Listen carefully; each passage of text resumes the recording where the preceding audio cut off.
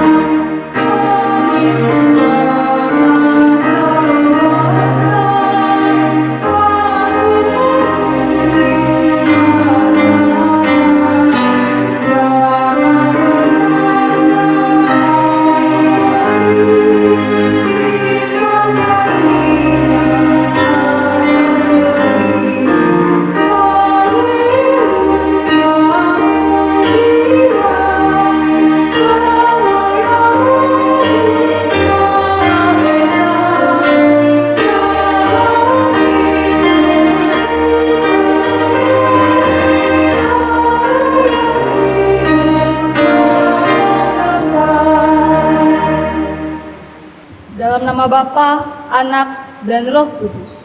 Amin. Kasih karunia dan damai sejahtera dari Allah Bapa kita dan dari Tuhan Yesus Kristus menyertai kamu. Amin. Jumat, silakan. Mari kita sambut potong dan salam kami dengan bernyanyi dari IKJ nomor 219 ayat yang pertama. Di saat ini ku angkat kembali.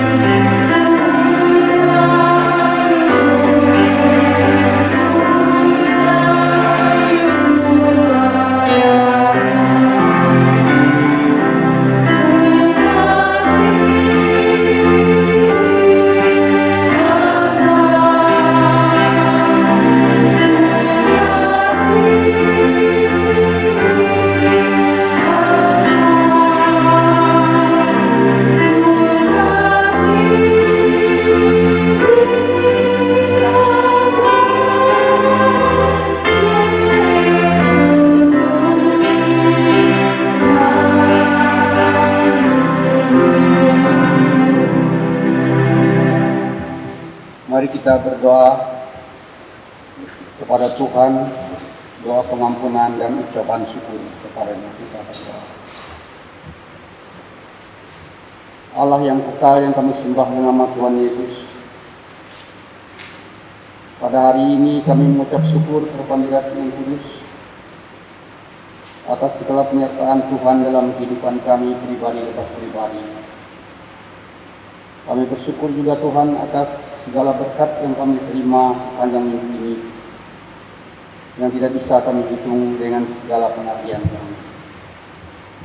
Kami juga sering penuh dengan segala kelemahan dan kekurangan. Kami juga sering berbuat sesuatu yang menyimpang dari kehendak Tuhan.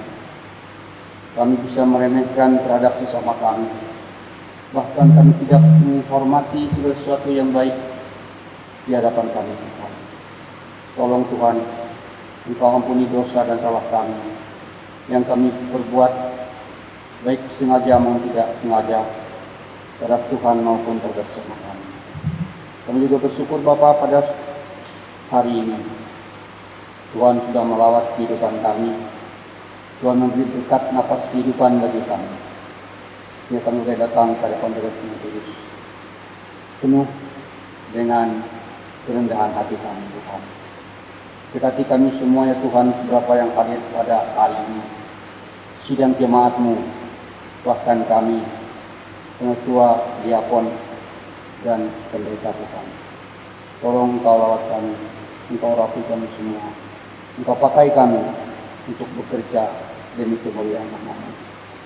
Dan nama Tuhan Yesus kami berdoa dan bersyukur. Amin. Bacaan Alkitab untuk kita hari ini terambil dari Kejadian 24, ayat 34 sampai yang ke 67.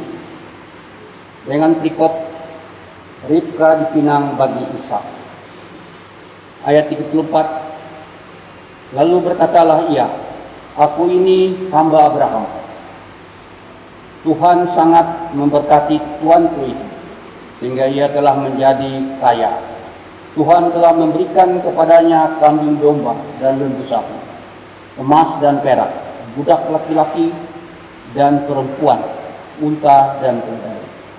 Dan Sarah istri tuanku itu sesudah tua telah melahirkan anak laki-laki bagi tuanku itu. Kepada anaknya itu telah diberikan tuanku segala harta miliknya. Tuanku itu telah mengambil sumpahku, engkau tidak akan mengambil untuk anakku seorang istri dari antara perempuan Kanaan negerinya kudiam ini. Tetapi engkau harus pergi ke rumah ayahku dan kepada kaumku untuk mengambil seorang istri bagi anak. Jawabku kepada tuanku itu, mungkin perempuan itu tidak mau begitu. Tapi katanya kepadaku, Tuhan yang di hadapannya aku hidup, aku mengutus malaikatnya menyertai engkau dan akan membuat perjalananmu berhasil, sehingga engkau akan mengambil bagi anakku seorang istri dari kaumku dan dari rumah ayahku. Barulah engkau lepas dari sumpahmu kepadaku, jika engkau sampai kepada kaumku dan mereka tidak memberikan perempuan itu kepadamu. Hanya dalam hal itulah engkau lepas dari sumpahmu kepadaku. Dan hari ini aku sampai ke mata air tadi. Lalu kataku, Tuhan Allah, Tuanku Abraham, sudilah kiranya engkau membuat berhasil perjalanan yang kutempuh ini. Di sini aku berdiri di dekat mata air ini. Kiranya terjadi begini, apabila seorang gadis datang keluar untuk menimba air, dan aku berkata kepadanya, tolong berikan aku minum air sedikit dari boyong itu. Lalu ia menjawab, minumlah, dan anak unta-untamu juga akan kutimba air. Dialah kiranya istri yang telah Tuhan tentukan bagi anak tuanku itu. Belum lagi aku habis berkata dalam hatiku, Ribka telah datang membawa boyong di atas bahunya dan turun ke mata air itu. Lalu menimba air, kataku kepadanya, tolong berikan aku minum. Segera ia menurunkan buyung itu dari atas baunya, serta berkata, "Minumlah, dan unta-untamu juga akan kuberi minum." Lalu aku minum, dan unta-unta itu juga diberinya juga minum. Sesudah itu aku bertanya kepadanya, "Anak siapakah engkau?" Jawabnya, "Ayahku Betuel, anak Nahor yang dilahirkan Mika." Lalu aku mengenakan anting-anting pada hidungnya dan gelang pada tangannya. Kemudian berlututlah aku dan sujud menyembah Tuhan, serta memuji Tuhan, Allah Tuanku Abraham, yang telah menuntun aku ke jalan yang benar untuk mengambil anak perempuan saudara Tuanku ini bagi anaknya.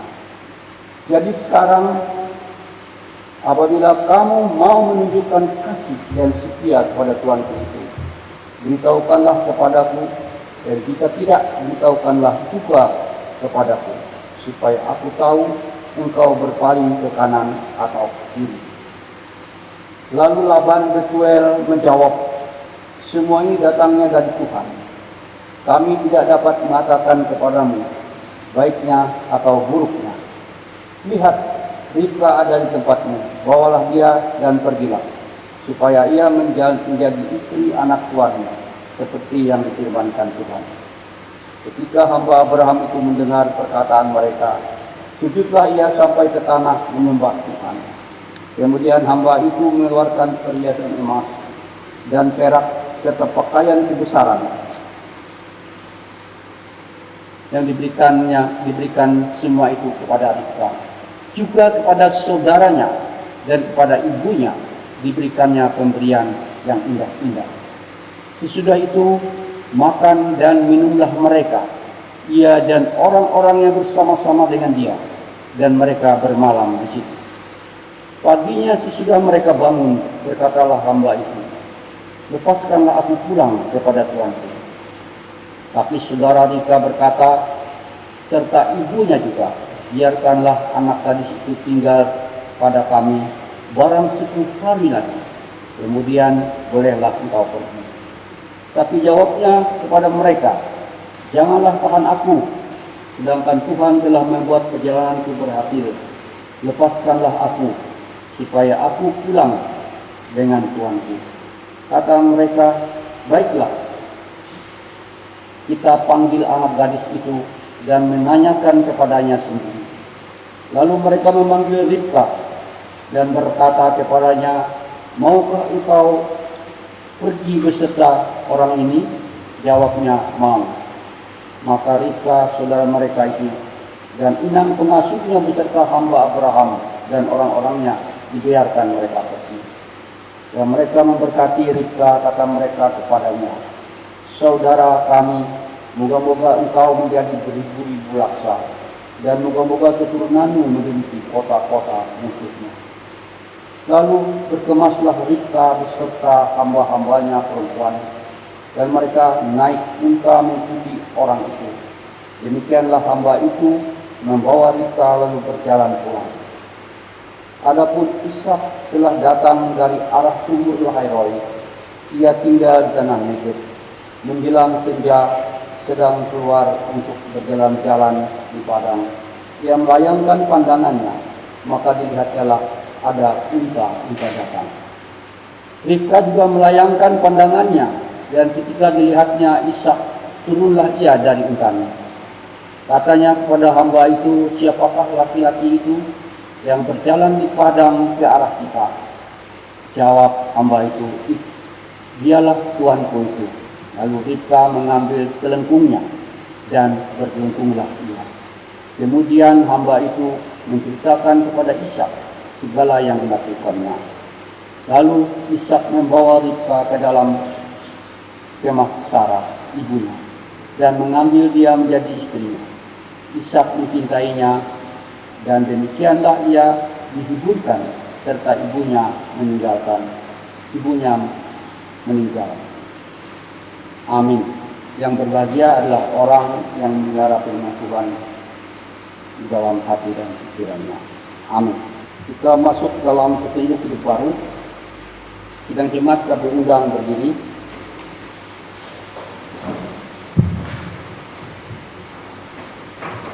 Kita ulang dengan doa berdiri petunjuk hidup baru terambil dari Injil Matius pasal 22 ayat 37 sampai 39.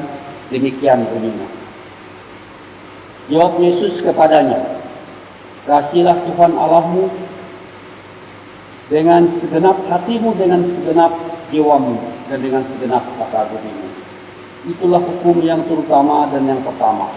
Dan hukum yang kedua yang sama dengan itu ialah, kasihilah sama manusia seperti dirimu sendiri." Amin. Sidang Jumat kami persilakan dulu.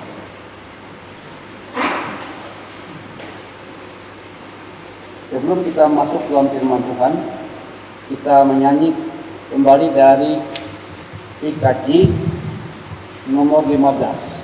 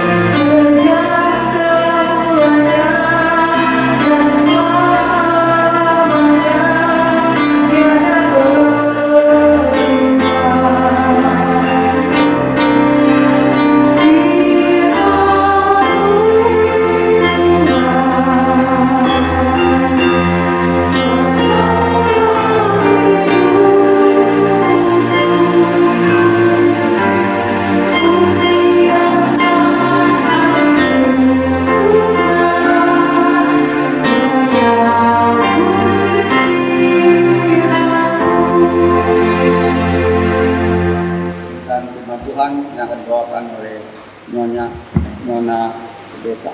Tepatkan, silakan. Sidang jemaat yang terkasih dalam nama Tuhan Yesus Kristus, nas yang menjadi dasar untuk kita pada saat ini diambil dari Perjanjian Baru, Injil Matius pasal yang ke-11 ayat yang ke-16 sampai yang ke-19, dan dilanjutkan ayat yang ke-25 sampai 30. Namun sebelum itu, mari kita satu hati di dalam doa.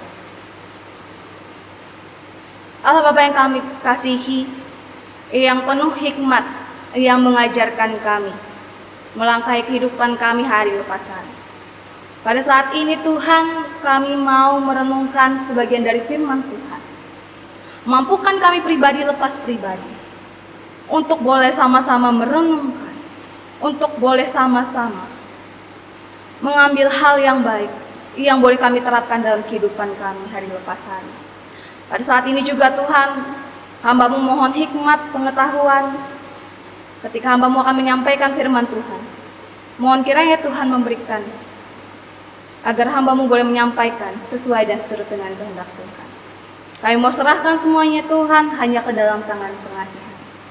Amin. Ibu Bapak yang terkasih dalam nama Tuhan Yesus Kristus, Injil Matius pasal yang ke-11 ayat 16 sampai yang ke-19 berbunyi demikian. Dengan apakah akan kuumpamakan angkatan ini? Mereka itu seumpama anak-anak yang duduk di pasar dan berseru kepada teman-teman, "Kami meniup seruling bagimu, tetapi kamu tidak menari. Kami menyanyikan kidung duka, tetapi kamu tidak berkabung." Karena Yohanes datang, ia tidak makan dan tidak minum. Dan mereka berkata, "Ia kerasukan setan." Kemudian Anak Manusia datang, ia makan dan minum. Dan mereka berkata, "Lihatlah, ia seorang pelahap dan peminum, sahabat pemungut cukai dan orang berdosa. Tetapi hikmat Allah dibenarkan oleh perbuatan." Ayat yang ke-25 sampai yang ke-30. Ajakan juru selamat. Pada waktu itu berkatalah Yesus, "Aku bersyukur kepadamu, Bapa, Tuhan langit dan bumi, karena semuanya itu Engkau sembunyikan bagi orang bijak dan orang pandai, tetapi Engkau nyatakan kepada orang kecil. Ya Bapa, itulah yang berkenan kepadamu. Semua telah diserahkan kepadaku oleh Bapakku, dan tidak seorang pun mengenal anak selain Bapa, dan tidak seorang pun mengenal Bapa selain anak, dan orang yang kepadanya anak itu berkenan menyatakannya. Marilah kepadaku semua yang letih lesu dan berbeban berat, aku akan memberi kelegaan kepadamu. Pikulah kuk yang kupasang dan berjalanlah kepadaku. Karena aku lemah lembut dan rendah hati, dan jiwamu akan mendapat ketenangan. Sebab kuk yang kupasang itu enak dan bebanku pun ringan. Sedemikian jauh pembacaan Alkitab untuk kita. Yang berbahagia ialah mereka yang mendengarkan firman Tuhan dan melakukannya dalam kehidupannya hari lepas hari. Amin. Ibu Bapak yang terkasih dalam nama Tuhan Yesus Kristus, Shalom. Lama sekali kita tidak berjumpa begitu. Baik, hari ini kita akan melihat dan kita akan belajar bersama mengenai respon orang-orang dan ajakan juru selamat. Ibu Bapak yang terkasih, saya akan menayangkan video. Silakan Ibu Bapak lihat dan Ibu Bapak simak. Ini saya mengerti bahwa kekristenan itu bukan mengajarkan untuk menjadi hidup yang baik, tetapi menjadi hidup yang benar. Hidup yang baik tetapi tidak menjadi hidup yang benar itu sama saja dengan omong kosong. Kita hidup berbuat baik, melakukan amal ibadah, melakukan sedekah apapun itu, tapi hidup kita tidak benar di hadapan Tuhan, itu kosong. Jadi saya belajar bahwa di sini kehidupan benar itu lebih penting daripada kehidupan yang baik. Karena dalam kekristenan kita diselamatkan bukan karena perbuatan baik kita, bukan karena amal ibadah kita, tapi kita diselamatkan karena kasih karunia. Makanya saya menerima Yesus. Karena saya sadar diri saya nggak sempurna. Mungkin ada dosa yang tidak saya sengaja lakukan, iri hati, pikiran apapun yang melenceng dari firman Tuhan itu sudah dosa. Walaupun kita nggak sengaja, makanya saya sadar. Satu dosa pun yang kita buat, dosa kecil maupun dosa besar, itu sama saja di mata Tuhan. Gitu. Makanya saya takut ketika saya baca di Titus 3 ayat 5. Pada waktu itu Dia telah menyelamatkan kita bukan karena perbuatan baik yang telah kita lakukan, tetapi karena rahmat-Nya oleh permandian kelahiran kembali dan oleh pembaruan yang dikerjakan oleh Roh Kudus. Segala sesuatu kita diselamatkan bukan karena perbuatan baik. Kita mau usaha, mau mengusaha keselamatan kita, kita mau memanjat untuk masuk surga, Tuhan nggak bisa disogok dengan perbuatan amal baik kita. Gitu loh. Saya bilang, Tuhan, saya mau masuk surga, saya berbuat baiklah, saya sembahyanglah, saya mau memberi sedekah. Oh, nggak bisa. Ajaran kekristenan bukan kayak gitu. Keselamatan itu diperoleh karena kasih karunia. Tuhan nggak bisa disogok. Karena Allah orang Kristen itu nggak bisa disogok. Lo mau sogok dengan perbuatan baik, lo mau sogok dengan amal ibadah, itu nggak bisa. Keselamatan terjadi ketika lo mengaku Yesus sebagai Tuhan dan Juru Selamat. Baik, Ibu Bapak yang terkasih dalam nama Tuhan Yesus Kristus. Bagaimana menurut Ibu Bapak serta saudara-saudari sekalian ketika melihat video tadi?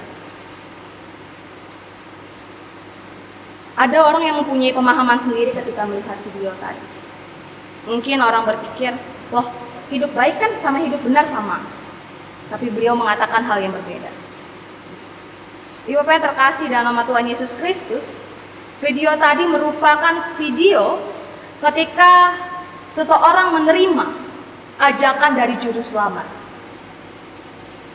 Ia memberikan respon yang baik dan juga beliau memberikan pemahaman atas ajakan dari Juru Selamat itu tadi. Dia memahami bahwa kekristenan bukan mengajarkan orang-orang untuk hidup baik, tetapi kekristenan itu mengajarkan orang untuk menjadi hidup yang benar di hadapan Tuhan. Kata yang singkat namun pemahamannya cukup mendalam. Teks untuk kita pada saat ini berbicara mengenai respon orang tentang Tuhan Yesus dan Yohanes. Pada pembacaan Matius pasal 11 ayat yang ke-16 sampai yang ke-19, kita melihat Yesus digambarkan sedang merespon perilaku orang-orang yang berada di sekitarnya. Saya istilahkan begini. Ketika ada dua kelompok, kedua kelompok anak-anak mau bermain bersama. Yang kelompok A berkata begini, dia ngajakin kelompok yang satu. Mari kita bermain seperti anak-anak yang sedang merayakan pesta. Lalu kelompok yang B menjawab, maaf, kami sedang tidak senang hari ini. Kata kelompok A, karena tidak senang, mungkin saya akan berikan satu lagi. Baiklah, marilah kita bermain seperti orang sedang dalam kesusahan. Tetapi kelompok B mengatakan lagi, maaf, kami tidak merasa sedih. Orang-orangnya seperti ini, seperti kelompok B yang saya katakan tadi, diajak begini salah, diajak begitu salah, tidak ada yang benar. Kalau orang-orang Skotlandia, luar negeri mengatakan ini adalah orang-orang yang menentang. Kenapa menentang? Karena tidak peduli apapun yang diberikan kepada mereka, tidak peduli apapun saran, apapun ajakan yang diberikan kepada mereka, mereka tetap tidak menerima. Malah mereka akan mencari kesalahan, bahkan mengkritik hal tersebut. Faktanya, Ibu Bapak, saudara-saudara sekalian, yang terjadi sekarang, banyak orang yang tidak mau mendengarkan baik itu firman ataupun orang yang sedang berbicara. Maka akan mudah ketika mereka tidak mau itu. mereka mencari alasan untuk tidak ikut atau mendengarkan hal tersebut. Bahkan mereka akan mengkritik dengan tajam apa yang disampaikan. Tetapi di saat orang mencari alasan, di saat itu Yesus memberikan perkataan yang begitu menarik untuk kita semua. Baik buat yang dahulu ataupun buat yang sekarang. Katanya, hikmat Allah dibuktikan hikmat Allah hikmat Allah dibenarkan oleh perbuatan. Atau saya boleh singkat begini, hikmat Allah dibuktikan kebenarannya oleh perbuatannya.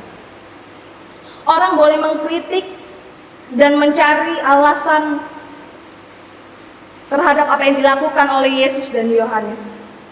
Tetapi segala perbuatan itu tidak ada banding ketika melihat apa yang telah diperbuat oleh Yesus ketika ia mengajak setiap orang menjadi lebih dekat kepada Bapa. Dan yang kedua, ketika Yesus memberitakan keselamatan, diajarkan juru selamat tadi, banyak orang yang berilmu, banyak para rabi, banyak ahli Taurat, banyak orang-orang bijak yang menolak bahkan menentang apa yang dikatakan Yesus. Tetapi orang-orang yang rendah hati yang mau menyambut Yesus, Yesus tidak pernah menyalahkan orang-orang yang memiliki ilmu. Tetapi Yesus menyalahkan setiap orang yang memiliki kesombongan, yang merasa bahwa dirinya itu adalah hebat dan orang lain tidak ada apa-apa. Bukan kepandaian yang ditolak oleh Yesus, melainkan kesombongan. Bukan kebodohan pula yang diterima oleh Yesus, melainkan orang yang rendah hati. Tapi apakah kerendahan hati itu cukup? Apa menerima Yesus itu cukup? Mari kita lihat dalam Perjanjian Lama. Kita ingat bahwa dalam Kejadian, Keluaran, bahkan dalam hampir seluruh kitab Perjanjian Lama, setiap orang berusaha untuk mendekatkan diri kepada Yesus, berusaha mendekatkan diri kepada Allah, berusaha mendekatkan dirinya, melakukan hal-hal yang terbaik yang mereka punya. Salah satu contohnya, mereka menaati hukum Taurat. Mereka memberikan kurban setiap kali mereka melakukan salah. Bahkan mereka rela mencelakai diri sendiri demi lebih dekat kepada Allah. Kalau di zaman sekarang, banyak orang yang berusaha untuk melakukan hal yang terbaik yang bisa ia lakukan. Berlaku baik, memberikan yang terbaik. Namun apakah itu cukup? Itu bukanlah suatu hal yang cukup. Sampai akhirnya orang-orang dalam Perjanjian Lama pun merasa putus asa. Dan bahkan kita pun terkadang bisa merasakan putus asa ketika kita sudah berbuat baik, tapi perbuatan baik kita itu tidak dianggap. Ketika kita merasa seperti ini, merasa putus asa, merasa keletihan, Yesus mengundang kita. Ia katakan, marilah kepadaku. Yesus mengundang kita, Anda dan saudara, dan saya terkhusus, untuk datang kepadanya. Ia akan memberikan kelegaan dan mengangkat beban kita. Tapi, bagi orang yang mau datang kepada Dia, ketika kita mau datang, ketika orang itu mau datang, berarti ia mau menyerahkan dirinya kepada Tuhan. Apapun yang ia lakukan, apapun yang ia perbuat. Dia merasa bahwa dirinya tidak mampu lagi. Kemudian ketika kita sudah datang, ada kata-kata demikian. Yang enak atau cookie yang cocok sekali. Ini diumpamakan sebagai hidup yang Tuhan berikan. Adalah hidup baru kita bersama dengan Tuhan, berjalan bersama dengan Tuhan. Kemudian kata-katanya, tugasnya sudah diukur. Bebannya telah diukur. Hidup kita bersama Tuhan telah dipersesuaikan, telah diukur dengan diri kita. Bebanku ringan katanya. Bukan berarti beban yang diletakkan oleh Tuhan itu ringan. Mudah. Tetapi ketika kita hidup dalam kebenaran, beban yang diletakkan itu diletakkan dalam kasih. Sehingga apapun yang kita lakukan dengan kasih, itu menjadi ringan. Saya punya ilustrasi begini untuk mengatakan ini. Ketika ada seorang anak laki-laki sedang menggendong seorang bapak yang lumpuh kakinya di punggungnya. Sambil berjalan, ia bertemu dengan orang. Orang lain itu melihatnya dan berkata, "Sungguh, engkau membawa beban yang amat berat di punggungmu." Tapi anak itu berkata, "Ini bukan beban, tapi ini adalah ayahku yang kugendong." Beban yang diberikan dalam kasih, beban yang kita pikul di dalam kasih, akan selalu terasa ringan, seperti seorang anak laki-laki tadi. Ibu Bapak yang terkasih dalam nama Tuhan Yesus Kristus, dua relevansi yang akan saya ambil. Yang pertama, kita melihat video tadi, kita memahami bahwa hidup kekristenan itu bukan hidup yang baik. Bukan hanya hidup baik, tetapi hidup benar di hadapan Tuhan. Hidup baik bukan hidup yang benar.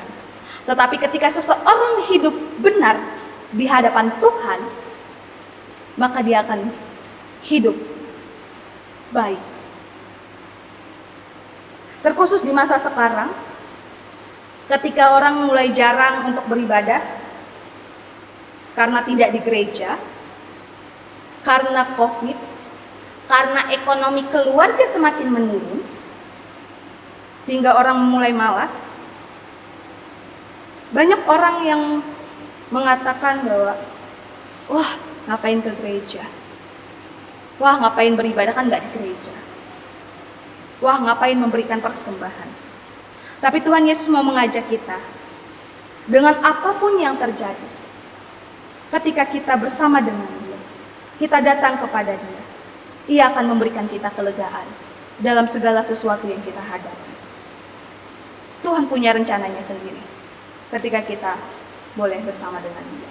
Dan yang kedua adalah, di saat kita mencoba untuk berbuat baik dengan berbagai cara untuk mendapatkan ajakan juru selamat, hidup benar, menyebarkan Injil, melayani, akan banyak orang yang mengkritik kita. Akan banyak juga respon yang baik dan yang buruk untuk kita. Tetapi biarkanlah segala sesuatunya itu semakin membuat kita percaya kepada Tuhan. Kita belajar seperti Yesus tadi. Apapun yang dikritik orang, Ia tetap maju melayani Tuhan. Kiranya Tuhan memampukan kita melalui firman-Nya. Amin. Mari kita satu hati di dalam doa. Namun sebelum itu kita masuk dalam saat teduh.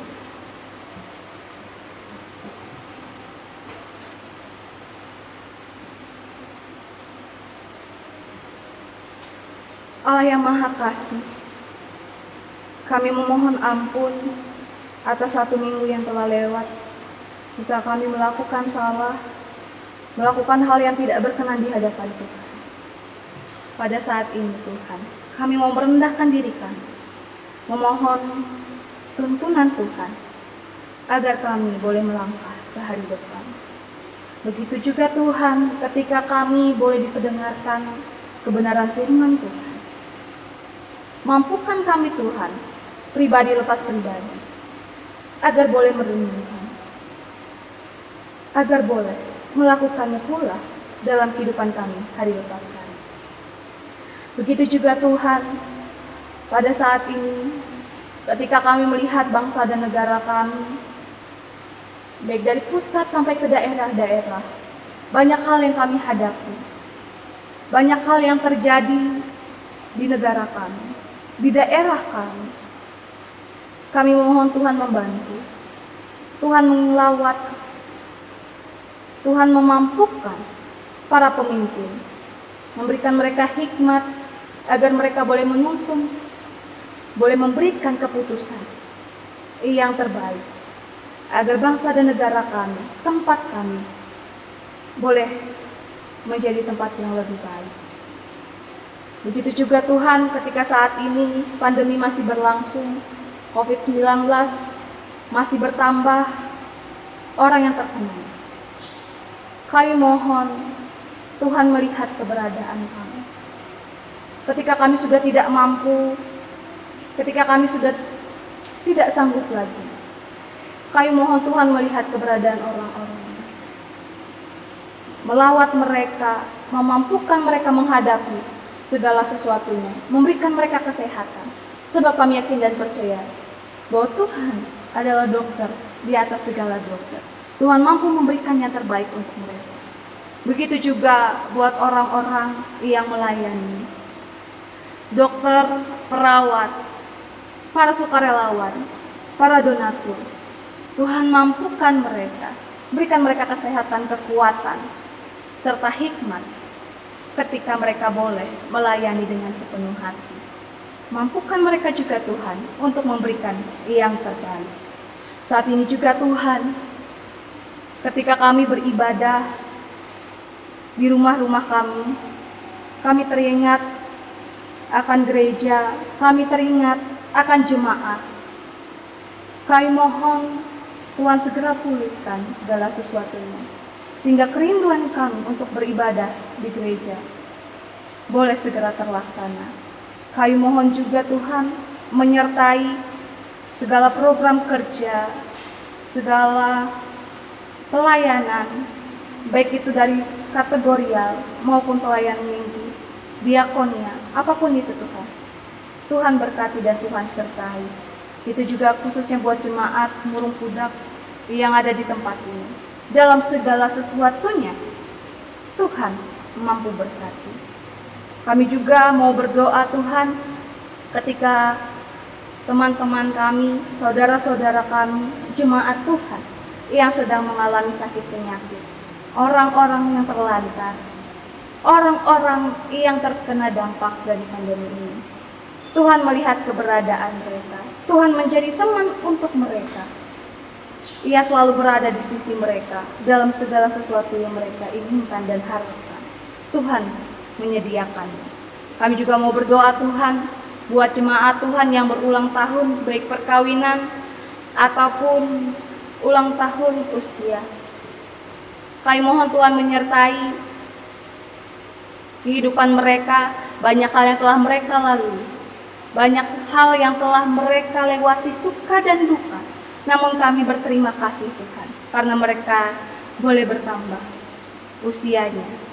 Dan saat ini Tuhan, ketika mereka mau menatap hari depan yang penuh harapan, kami mohon Tuhan menyertai langkah juang mereka, cita-cita dan harapan. Tuhan berkati dan Tuhan menuntun mereka untuk menjadi lebih baik.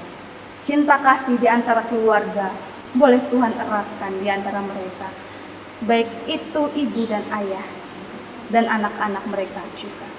Juga kami saat ini Tuhan mau berdoa buat jemaat Tuhan yang sedang beribadah bersama-sama. Apapun yang menjadi harapan mereka Tuhan, baik mereka yang bekerja sebagai pegawai perusahaan atau apapun itu, PNS, perawat, siapapun mereka Tuhan, kami mau serahkan mereka ke dalam tangan Tuhan. Dalam mereka bekerja, Tuhan mampukan. Dalam mereka merawat anak, Tuhan berikan mereka hikmat. Bagi mereka yang sedang mencari pekerjaan, Tuhan mampukan, dan Tuhan berikan jalan keluar untuk mereka. Kami juga mau berdoa Tuhan, buat keluarga terkecil dari diri kami, orang tua yang kami kasihi. Sebagai bapak, mereka yang bekerja, mencari nafkah, berusaha, Tuhan berikan mereka hikmat. Tuhan mampukan mereka agar mereka boleh menuntun kami, anak-anaknya, menjadi anak-anak yang takut akan Tuhan dan boleh memimpin keluarga, menjadi keluarga yang membawa berkat. Itu juga menjadi ibu rumah tangga Tuhan sertai dalam segala sesuatu yang ia kerjakan, apapun dalam ia mendidik anak-anaknya. Tuhan sertai juga anak-anak Tuhan dimanapun mereka berada. Mereka yang sedang dalam pendidikan, ketika mereka boleh melangkah ke kelas yang baru, Tuhan Yesus berkati mereka, berikan mereka hikmat, kepandaian, dan kebijaksanaan, agar mereka boleh menjadi anak-anak yang membanggakan dan anak-anak yang takut akan Tuhan. Itu juga bagi remaja yang sedang mencari jati diri mereka, Tuhan mampukan mereka, arahkan mereka untuk lebih dekat kepada Tuhan. Jauhkanlah mereka dari pergaulan bebas. Para pemuda yang mencari pekerjaan atau apapun yang menjadi cita-cita dan harapan mereka, Tuhan juga menjadi teman untuk mereka dalam segala sesuatu yang mereka hadapi.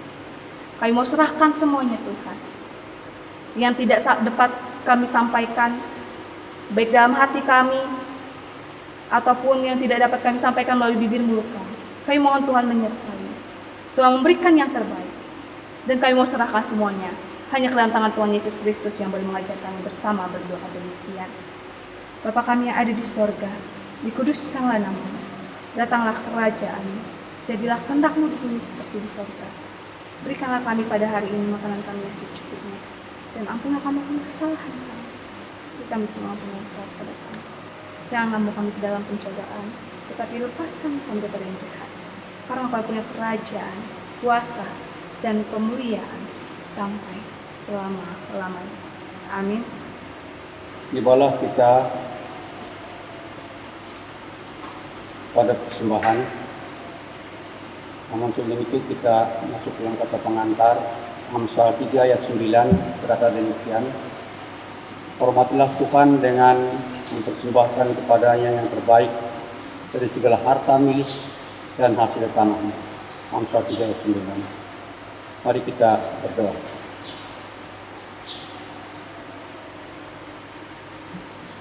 Derajat Bapa, kami akan mempersembahkan persembahan kami sebagai ungkapan syukur kami kepada Nama Bapa atas segala berkat dan karunia yang telah Engkau limpahkan kepada kami. Biarlah sebagian dari pengorbanan kami ini Tuhan menjadi pujian serta kemuliaan nama Tuhan, bahkan untuk kelangsungan pekerjaan kami. Dalam nama Tuhan Yesus kami berdoa dan mengucap syukur. Amin.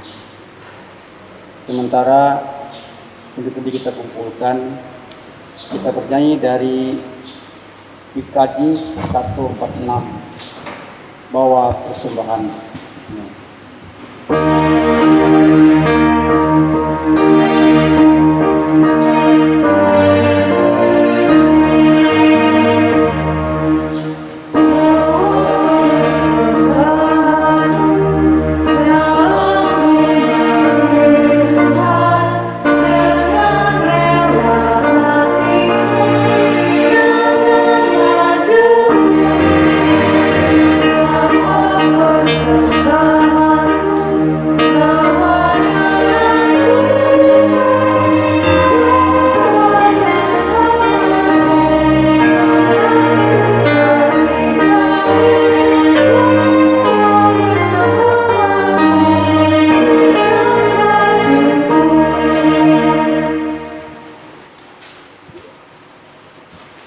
Pengakuan iman. Marilah kita berdiri bersama-sama dengan sekalian orang percaya dari segala masa dan segala tempat. Mengikrarkan pengakuan iman kita dengan berkata demikian. Aku percaya pada Allah Bapa yang Maha Kuasa, Khalik langit dan bumi, dan kepada Yesus Kristus Anaknya yang tunggal Tuhan, yang dikandung daripada Roh Kudus, lahir dari anak darah Maria, yang menderita di bawah pemerintahan Pontius Pilatus, disalibkan, mati dan dikuburkan, turun ke dalam kerajaan. Pada hari yang ketiga, bangkit pula dari antara orang mati, naik ke sorga, duduk di sebelah kanan Allah Bapa yang Maha Kuasa, dan akan datang dari sana untuk menghakimi orang yang hidup dan yang mati. Aku percaya pada Roh Kudus, gereja yang kudus dan aman, persekutuan orang kudus, pengampunan dosa, kebangkitan daging, dan hidup yang kekal.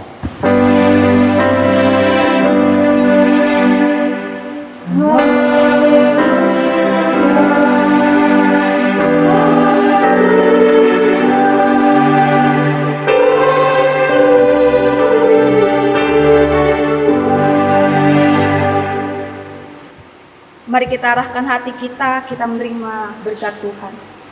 Tuhan memberkati engkau dan melindungi engkau. Tuhan menyinari engkau dengan wajah-Nya dan memberi engkau kasih karunia.